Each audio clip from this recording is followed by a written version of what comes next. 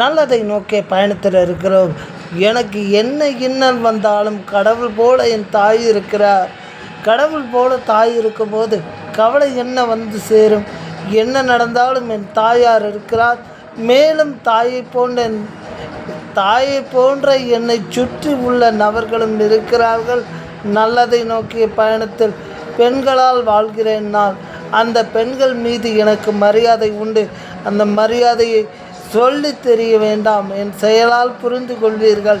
காலம் வரும், என் கடமை வரும், காட்சி வரும், என்னுடைய பதில் அப்போது உங்களுக்கு விளங்கும். பெண்களை மதிப்பவன் மட்டுமே உண்மையான வாழ்வை வாழ முடியும். அதை மட்டும் புரிந்து கொண்டு வாழ்ந்தாலே நம்முடைய வாழ்க்கை தித்திப்பாக அமையும். நல்லதை நோக்கிய பயணத்தில் பெண்களை மதிக்காதவன் என்றும் வெற்றி பெற முடியாது.